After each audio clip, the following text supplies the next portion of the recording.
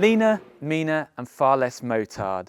Yamaha's MT-09 has well and truly come of age in 2021, and especially in this spec here, the SP version, which is sure to give its rivals in the sub-litre naked bike category one hell of a headache.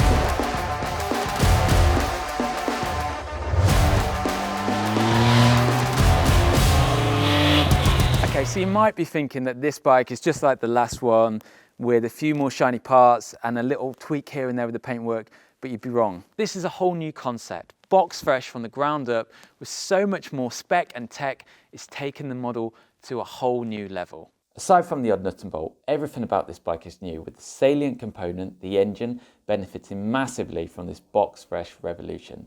To offer more of a buzz up top, the much loved CP3 motor has been given a longer stroke and an enlarged capacity, the results of which means a 4 brake horsepower gain up at the limiter end and even more torque down low.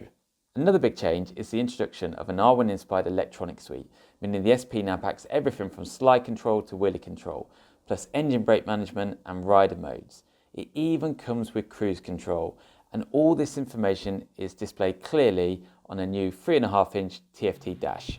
Of course, Yamaha's put in some serious graft in the handling department too. The package itself is lower, shorter and benefits from a lighter and stiffer frame that's aided by a swanky looking brushed aluminium swing arm. Weighing in at just 190 kg wet, the MT has also picked up the mantle for being the lightest naked in its class.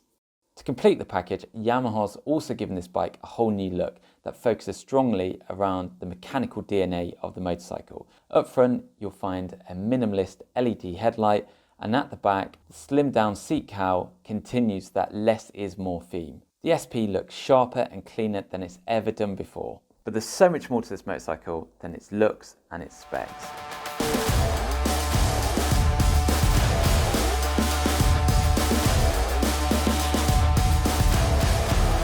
So that's the spec, that's what we're dealing with, and the real question is, how does that all translate to the riding experience?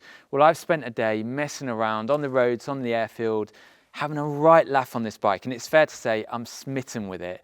It's so much more than what I was expecting it to be. I've had a right blast, and I think the thing that I love most about it is the engine. As per the last two generations of MT-09, the engine is still the heart, the character of this bike.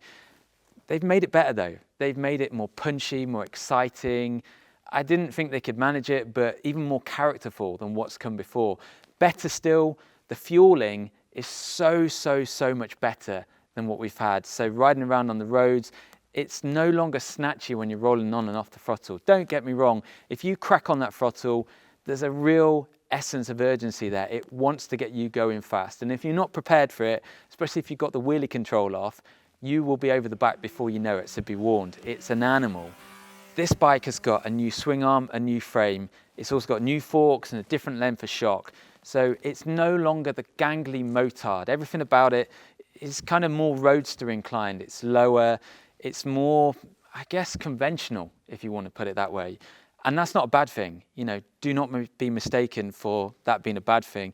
What it actually means is you've got a bike that handles so much better. It feels a lot more agile. I mean, Yamaha's worked hard to save some weight from this bike. Even the wheels have saved weight. You know, any which way they can save it, they have. And that all adds into the handling. They've also gone and enhanced it with new KYB forks and a new Öhlins adjustable rear shock. And they're great products. This bike actually has quite a firm and sophisticated feel to it. It's nice and easy and precise. It's kind of battered what's come before it right out of the park. I've enjoyed it. I've trusted in this package, and I've been able to push those limits on the road and on the proving ground that we've been riding on.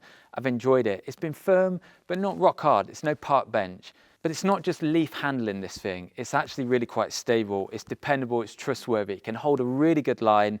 You can kind of commit into a corner and know it's going to get you around it. I like it. I didn't need to go fettling with any of the adjustment on the suspension at both ends of the bike. It was just great out the box. So look, you might buy this bike because you want to commute on it, because you want to do track days on it, because you just want a nice shiny bike in your garage. But if I was going to buy this bike, the main reason I would buy it is because it's so much fun. You know, I just have had such a hoot on it today. Everything I've asked it to do, from wheelies to burnouts to endos, it's made my life easy. It's made my experience a real pleasure. I've had such a hoot on it, and there are so many bikes out there that just don't seem to be as engaging and playful as what this MT-09 SP are. And I think that for the money that this bike costs, £10,200, I'm struggling to think of something as energetic, as exciting, and just as much of a laugh as this for that kind of value. I mean, it's brilliant. So as I said right at the start of this video, I do think this MT-09 SP is going to cause a few problems for a lot of the stalwarts in that sub-litre naked bike category. The reason being, it's got the power, it's got the looks, it's got the tech. It comes in at a decent price tag as well. It's hard to fault. Yes, there are a few areas I'm not too keen on. I mean, one thing which I can't quite get my head around is why they've done all this work to the bike and then they've gone and left these massive, chunky, weird, old school switch gears on the bike, but maybe that's just me. I mean, it's function over form. That's my problem. It's not the bike's. But I think in all the other areas, they've done a cracking job of reinventing the wheel, essentially. They've taken something that's great, something that means a lot to a lot of people, and they've just made it better in every single which way. Fair play.